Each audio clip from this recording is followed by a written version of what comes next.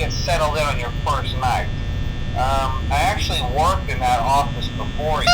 I'm finishing up my last week now, as a matter of fact, so I know it can be a bit overwhelming, but I'm here to tell you there's nothing to worry about. You'll do fine. So let's just focus on getting you through your first week, okay? Let's see. First, there's an introductory greeting from the company that I'm supposed to read.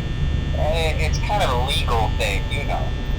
Welcome to Freddy Fazbear's Pizza, a magical place for kids and grown-ups alike, where fantasy and fun come to life. Fazbear Entertainment is not responsible for damage to property or person. Upon discovering that damage or death has occurred, a missing person report will be filed within 90 days or as soon as property and premises have been thoroughly cleaned and bleached and the carpets have been replaced. Blah, blah, blah. Now, that might sound bad, I know, but there's really nothing to worry about. The animatronic characters here do get a bit quirky at night, but do I blame them? No. If I were forced to sing those same stupid songs for 20 years and I never got a bath, I'd probably be a bit irritable at night too. So remember, these characters hold a special place in the hearts of children and we need to show them a little respect, right? Okay. So just be aware, the characters do tend to wander a bit. They're left in some kind of free roaming mode at night. Something about their servos locking up if they get turned off for too long. They used to be allowed to walk around during the day too, but then there was the bite of 87. Yeah, it's amazing that the human body can live without the frontal lobe, you know.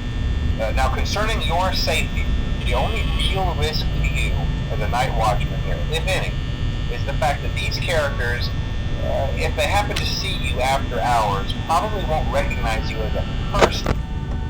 They'll most likely see you as a metal endoskeleton without its costume on. Now, since that's against the rules here at Freddy Fazbear's Pizza, they'll probably try to forcefully stuff you inside a Freddy Fazbear suit.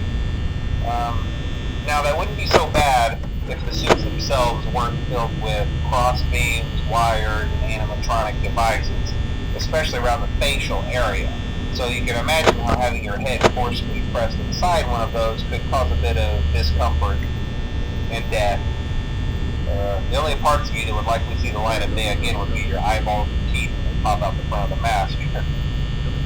Yeah, they don't tell you these things when you sign up. But hey, first station of the breeze. I'll chat with you tomorrow. Check those cameras and remember to close the doors only if absolutely necessary. Gotta conserve power. Alright, good night.